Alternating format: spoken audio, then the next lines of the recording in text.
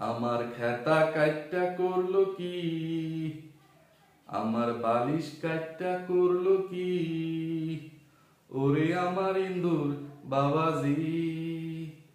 হাইকোর্টেতে বিচার দিলাম, সাক্ষী রাখলাম টিকটিকি। হাইকোর্টেতে বিচার দিলাম, সাক্ষী রাখলাম টিকটিকি। উচিত বিচার কইরা দিও হাকিম বাবা বিলাইজি। ইয়ার্স, বালিশ তো সবাই চেনেন, কিন্তু খেতা কি এটা কি সবাই বুঝতে পারছেন? খেতা সবাই চিনেন? না চিনলে আরেকটা গান গেয়ে আপনাদেরকে বুঝিয়ে দেওয়ার চেষ্টা করি, একটু মনোযোগ দিয়ে শুনবেন, ঠিক আছে? ওই যে আমাকে মমতাজ আপা আছে না, সেই মমতাজ আপা একটা গান গেছিল, সোনা বন্ধু তুই আমারে ভূতা দাদা কাইটালা, পীড়িতের খাতা দিয়া যাইতা দইরা মাইরালা। সোনা বন্ধু তুই আমারে ভূতা দাদা কাইটালা, পীড়িতের খাতা দিয়া যাইতা দইরা মাইরালা। এটা হেই খাতা। তবে সোনা বন্ধুর গানের যে অর্থ সেই দিকে আপনারা না হইলেন। তো এখন নিশ্চয়ই আপনারা বুঝে গেছেন খেতা কাকে বলে, খেতা কি জিনিস। আর যারা না বুঝতে পারছেন তাহলে আর একটু সুন্দর করে বোঝাই দিই। সেটা হচ্ছে ওই যে কাঁথা, যেগুলো মানে কি বলবো, মানুষ ঘুমানোর সময় মানে একটু শরীরে দিয়ে ঘুমায় যাতে একটু ঠান্ডা কম লাগে। কাঁথার অনেক উপকারিতা আছে। আবার খাতা মনে হই না যে কিছু মূর্খরা তো মানে বাইটটা গলিয়া খাওয়াই দিলে বুঝে না, এটি বালত বুঝছেন? তো ভিউয়ার্স, আসসালামু আলাইকুম। চলে আসলাম নতুন আরেকটা ভিডিও নিয়ে আপনাদের সাথে কিছুক্ষণ আড্ডা দিতে। আশা করি সম্পূর্ণ ভিডিওটি জুড়ে আপনারা আমার সাথেই থাকবেন।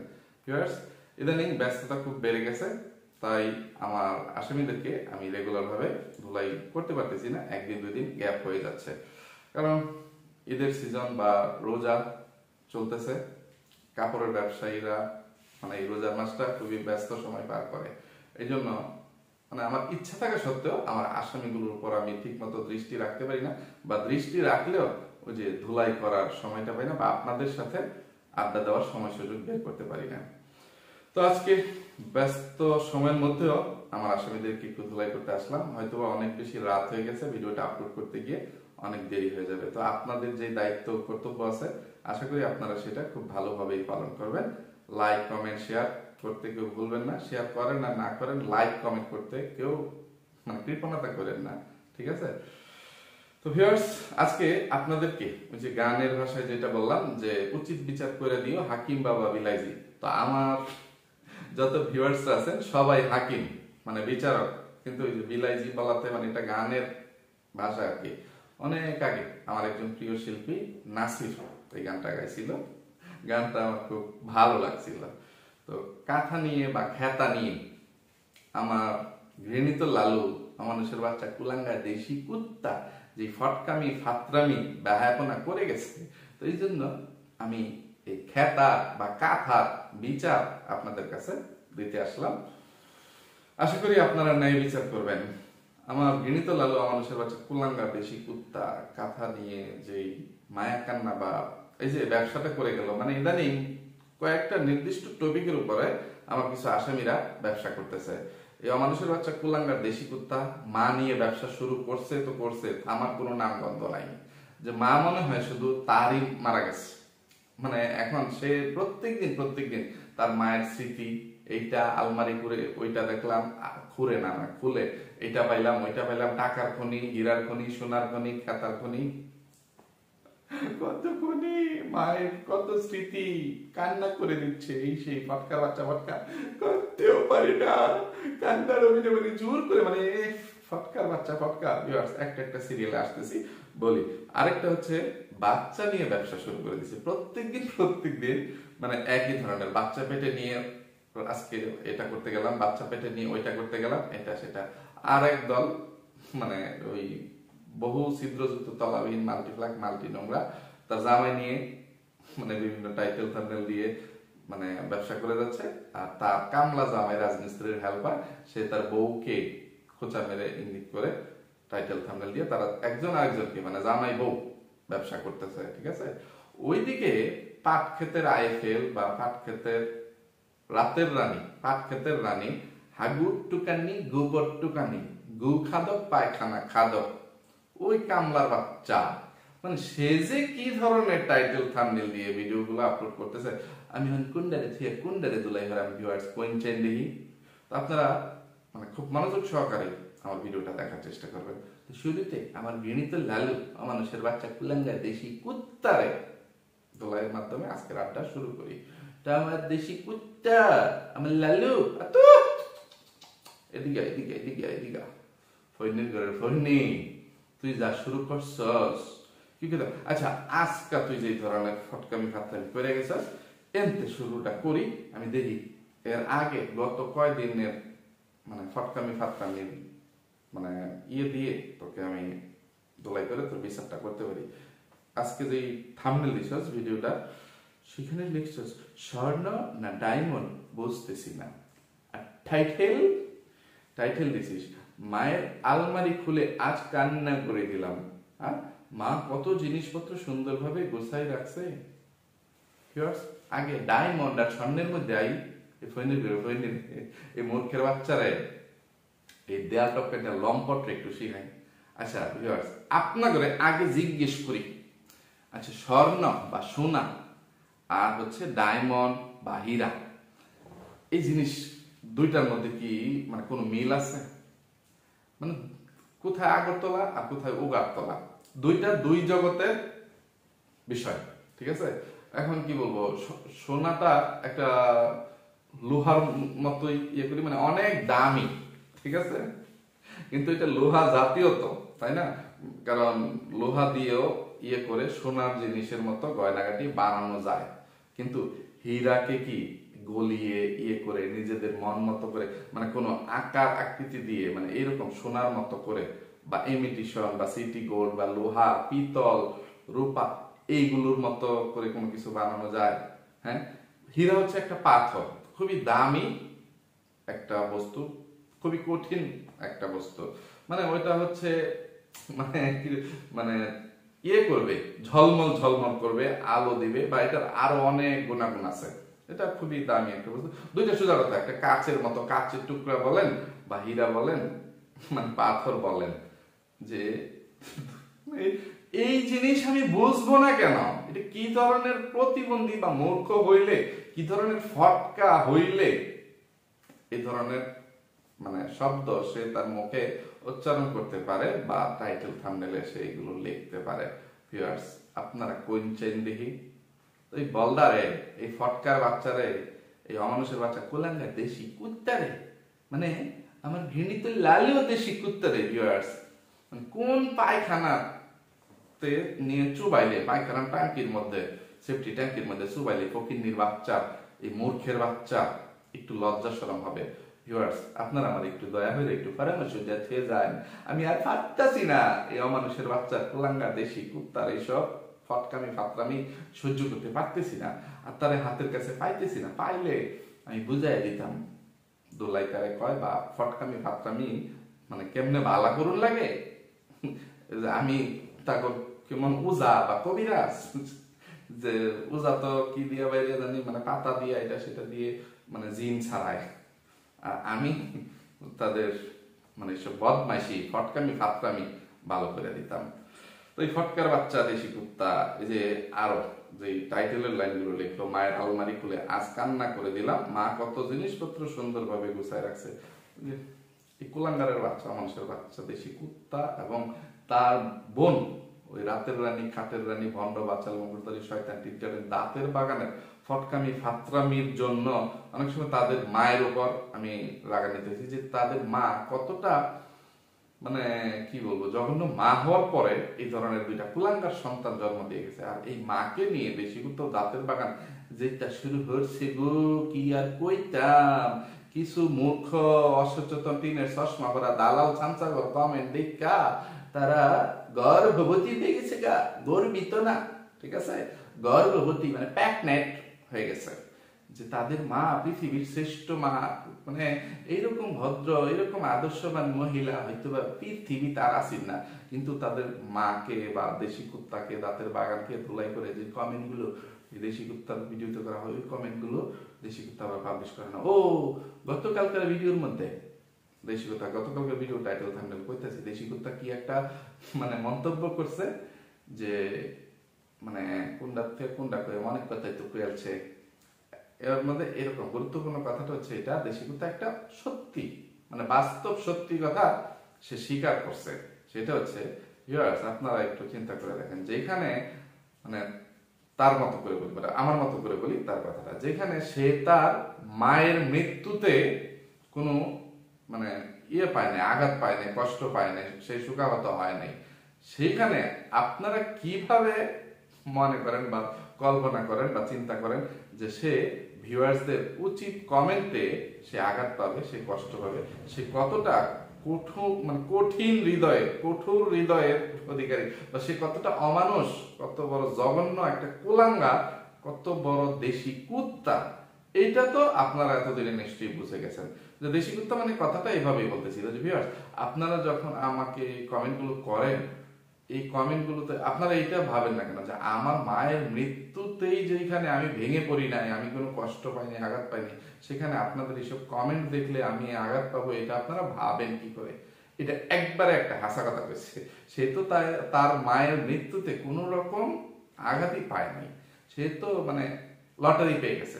আমি মনে করছিলাম সে একটু হইলেও তার ভিতরে অনুশোচনার জন্ম নিবে, তার নিজের প্রতি নিজের একটা গ্লানি বা ঘৃণা জন্ম নিবে যে সে কতটা কুলাঙ্গার, সে কত বড় অমানুষ, যে বউয়ের পাশা পিছে ঘুরতে ঘুরতে সে তার মায়ের মানে পাশে থাকতে পারলো না, মায়ের একটু সেবা যত্ন করে দিতে পারলো না, মায়ের অভিশাপ নিয়ে তাকে মৃত্যুবরণ করতে হইল। যে এই গ্লানি থেকে, নিজের গ্লানি, নিজের যে আত্মগ্লানি, এইটা থেকে মানুষ জীবনে কোনোদিন বের হয়ে আসতে পারে না, করতে পারে না। কিন্তু তার মতন কুলাঙ্গারের কাছে এটা কোনো ব্যাপারই না, কোন ব্যাপারই না। তো এখানে যেসব ভিউয়ার্সরা মানে তাকে উচিত কমেন্ট করে জুতা পিটা করার জন্য তার ভিডিও দেখে ভিডিওতে ক্লিক করেন, তারাও যে কত মানে অসচেতন, এটা আপনারা নিজেরা একটু বিবেচনা করে দেখেন। যে আপনারা অনেকেই ইচ্ছা করে যে আজকে দেশি কুত্তারে শেষ সে কি করতেছে, তারা বটকামি ভাবটা দেখে আসি, তারপরে তারা জুতা পিটা করবো, কিন্তু কোনো লাভ আছে? দিন শেষে তারা এটাই চায় যে তাদেরকে যত জুতা পিটা, ঝাড়ু পিটা, ঠ্যাঙ্গা, আইকলা, বাস, ডিম থেরাপি, মরিচ বাটা, লবণ যেটা যাই দেন না কেন, দিন শেষে তাদের ভিডিওতে যেন আপনারা ক্লিক করেন।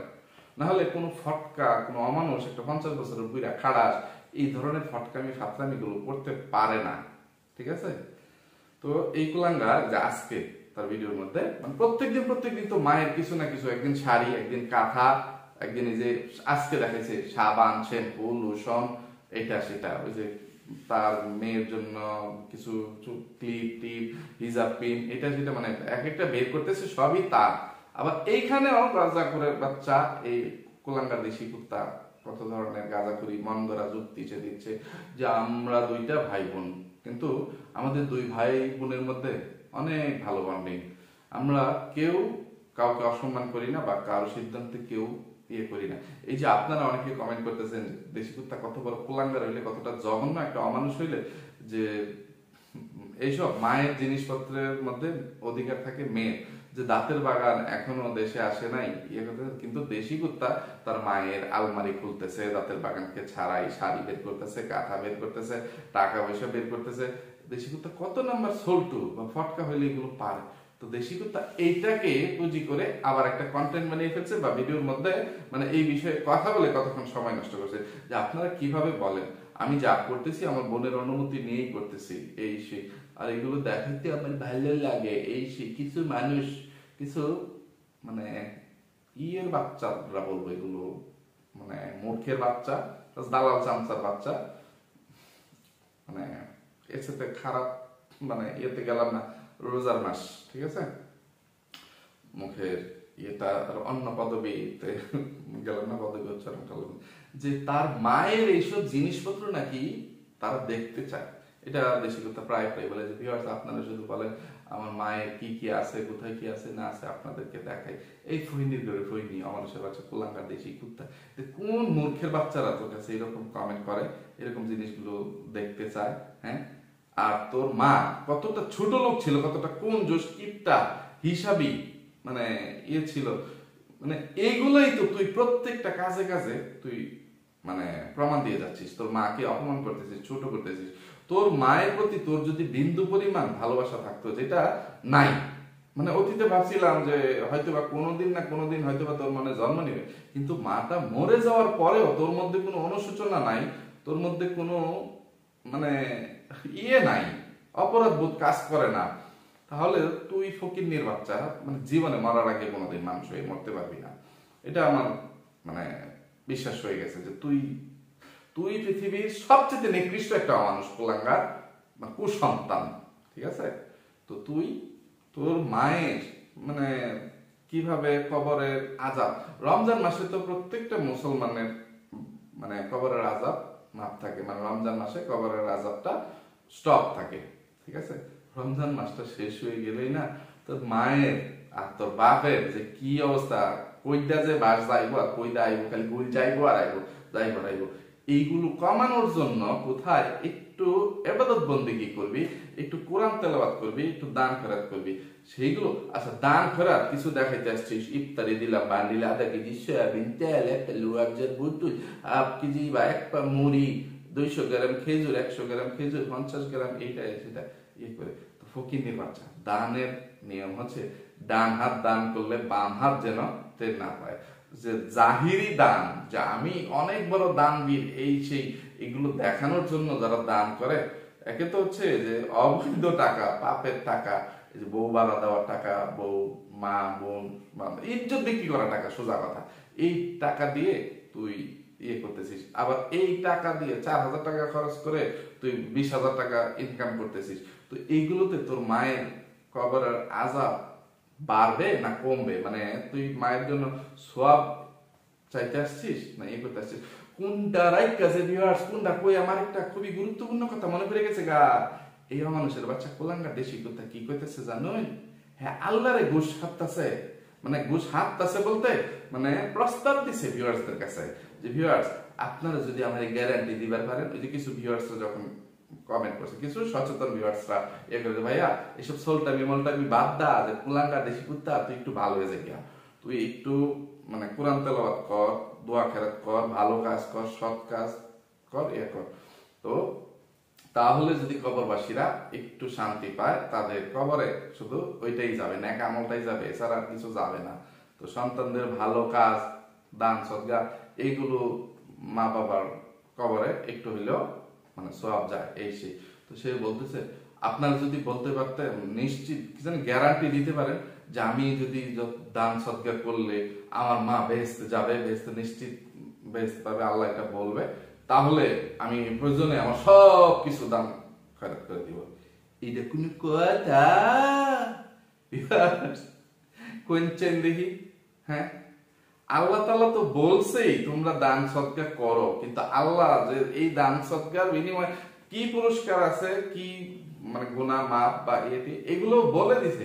এখন এই কুলাঙ্গার দেশি কুত্তা বলতেছে সে লিখিত মানে সুসংবাদ চায় যে তাকে গ্যারান্টি দিতে হবে।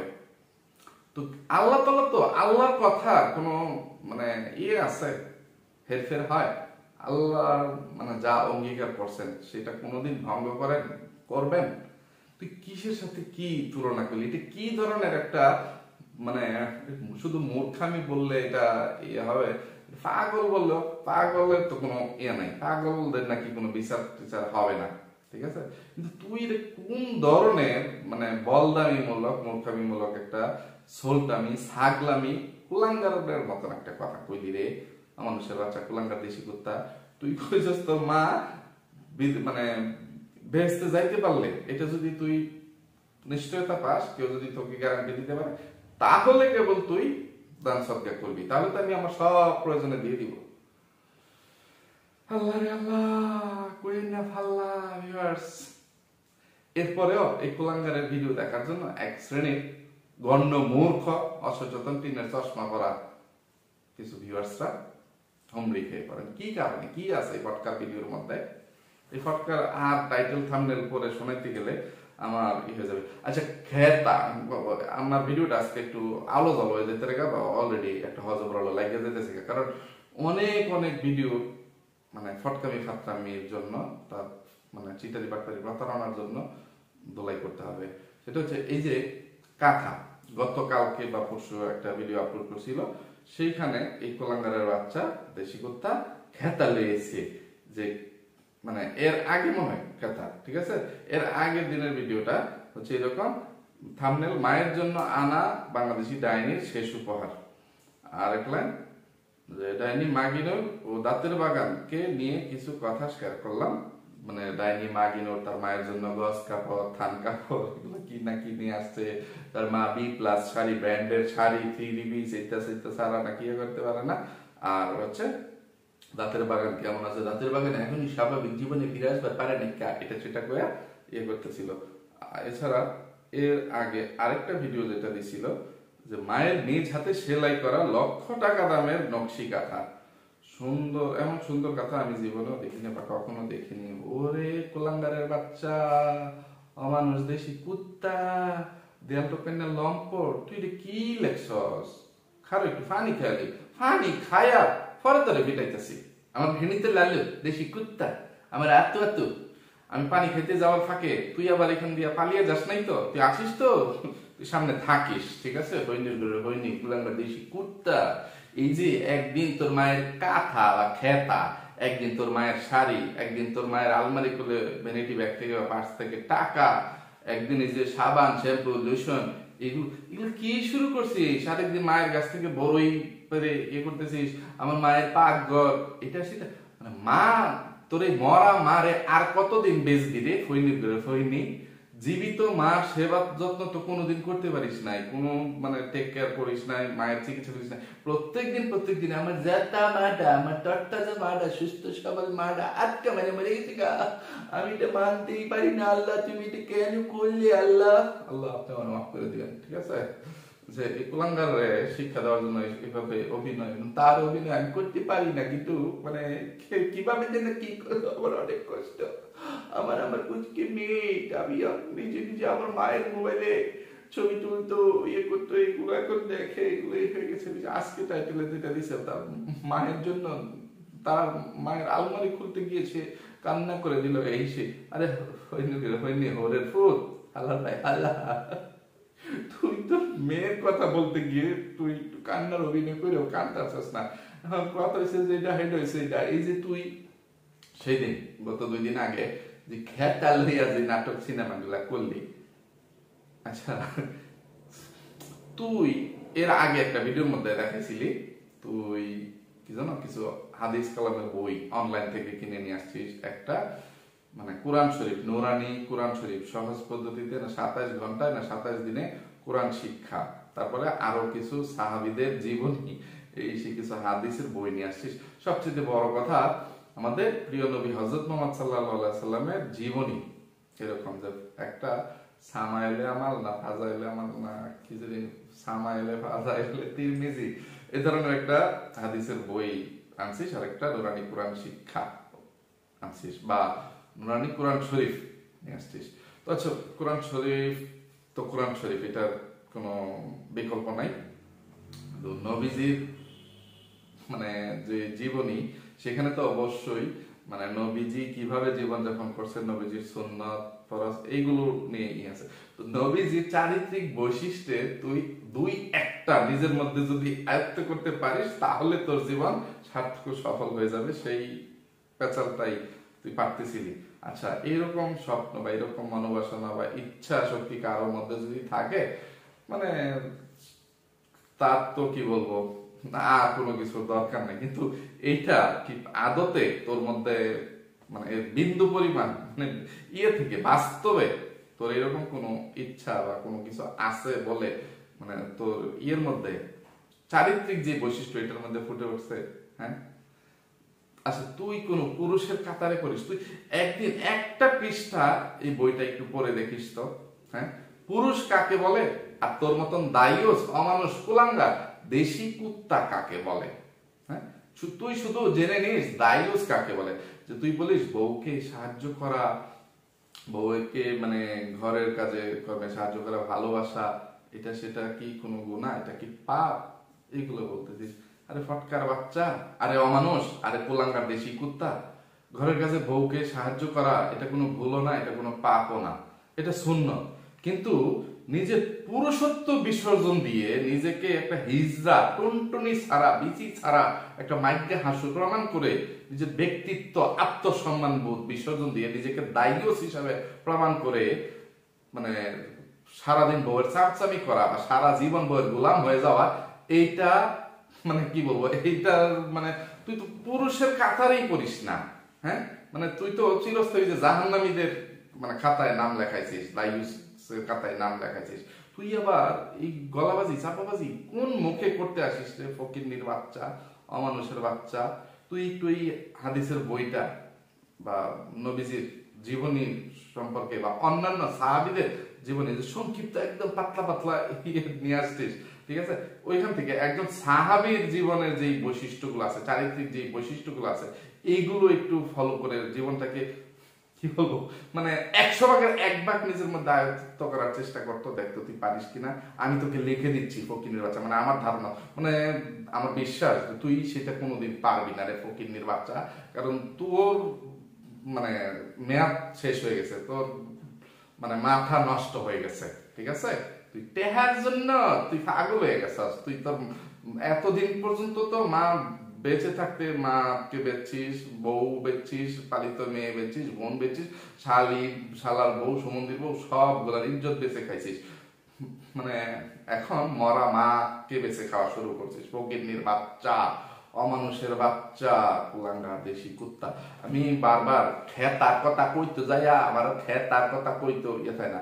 এই যে ভিউয়ার্স, আপনাদের যে বিষয়ে আমি হাকিম বানাইছি, এই যে দাঁতের বাগান আসার আগে দেশি কুত্তা তার মায়ের শাড়ি, গয়নাগাটি, টেয়া পয়সা, খেতা সব কিছু নিয়ে ফটকামি ফাটকামি গুলা শুরু করছে। কিন্তু আমি এখানে এই কাঁথা নিয়ে দেশি কুত্তার যে গলাবাজি চাপাবাজি, যে তার মা নাকি এগুলো তার জন্য বানিয়ে রাখছে, তাকে বলছে যেগুলো তুই নিস, এই বিষয়ে আমার একটু আপত্তি আসছে যে এইগুলো তার মা তাকে কখন কয়ে গেছে। কখন দেশি কুত্তা তুই সেটা জায়গা পাস না, তুই আবার কইতে হয় যে ভিউয়ার্স আপনারা কি আমাকে চিনেন, আমাকে জানেন, আমাকে না জেনে না চিনে আমার সম্পর্কে না বুঝে আপনারা ভুল বুঝে আমাকে এই ধরনের বাজে বাজে কমেন্ট করেন। আমাকে যদি চিনতেন তাহলে কখনোই এরকম বলতে পারতেন না, আমার সাথে মিশলে আপনারা জানতে পারতেন আমি কত ভালো মানুষ। আরে ফহিনী অমানুষের বাচ্চা, কুলাঙ্গার দেশি কুত্তা, তুই যে কত বড় একটা দায়ুস, কত বড় অমানুষ কুলাঙ্গার দেশি কুত্তা। তোরকে আমি চিনি না রে, তোর লগে কি আমি চলছি না, বা তোর আমি চিনি না, তোর সাথে আমার মানে মেলামেশা হয় নাই। হ্যাঁ, 4টা বছর তো তোর হরবাড়ির আত্মীয় আছিলাম আমি, 4.5 বছর বইনের ঘরে হয়নি। তারপরে আবার তোর বইনের লগে আমার 3-4টা বছর একটা সম্পর্ক আছে। তো তোর মানে সবকিছুই তো আমার জানা, তোর নারী নক্ষত্র। এরপরে তোরা যেখানে কাটাইছিস 15-20টা বছর, তোদের সেই 15-20টা বছরের সব তথ্য আমার কাছে আছে। তো তুই মানে কি গাজা করে আলাপ করস যে তোর জম আমি কি ব্রিয়া তোর সম্পর্কে যে কথাগুলো বলছি, কোনো একটা মিথ্যা কথা বলছি, কোনো একটা মানে ভুল তথ্য প্রমাণ বিরাজদেরকে দিছি যে মানে ফকিন্নির বাচ্চা, কুলাঙ্গারের বাচ্চা, দেশি কুত্তা, তুই এখানে আবার ঘেউ ঘেউ করতে আসিস কোন সাহসে? তো এই যে কথাগুলোর কথা বলতেছিলি, আমি যতটুকু দাঁতের বাগানের কাছ থেকে শুনেছিলাম অতীতে, তো তাকে অতীতে বিশ্বাস করে আমার সাথে চিটারি বাটপারি প্রতারণা করার আগে সে আমাকে বলতো, জানো আমার আম্মু তোমার জন্য অনেক সুন্দর করে অনেকগুলো কাঁথা বানিয়ে রাখতেছে। আমার জন্য মানে এটা কোন ধরনের কথাবার্তা করতেছ? আমার কি তোমার মা চিনে? যে মানে চিনে, কিন্তু যে আমার সাথে যে তোমার বিয়ে হয়েছে এই চিনে কেন বলছি, কারণ আমার সাথে তো দেখা সাক্ষাৎ হয়েছে। তো মানে সেই হিসেবে আমার কথা বললে বা নাম বললে যে অমুকের কাজিন বা অমুকের ভাইগনা, সেটা বললে তো চিনেই ফেলবে, যেহেতু আমার খালা খালু তাদের প্রতিবেশী ছিল, তো সেই হিসেবে চিনে। তো তখন আর কি বললাম যে মেয়ের জামাই হিসেবে কে আমাকে চিনে নাকি? এটা কেন বলছি, দাঁতের বাগান বলতেছে যে মা তার মেয়ের জামাইয়ের জন্য ভালোবেসে এই যে কাঁথা বানাচ্ছে, নকশি কাঁথা ইয়ে করতেছে। তো যেখানে মেয়ের জামাই, তো অতীতে আমি ছিলাম, পরে এখন একটা বলদ মানে দাঁতের বাগানকে আমি রিফিউজ করার পরে বা দাঁতের বাগান নষ্টামি নোংরামি করার পরে তাকে আমি ছেড়ে দিতে বাধ্য হয়েছি বা তার সাথে ব্রেকআপ করতে বাধ্য হয়েছি। তো দাঁতের বাগানের মতন একটা রিজেক্ট মালকে একটা বলদের কাছে টেহার বিনিময়ে, যৌতুকের বিনিময়ে বাঁচায় দিছে।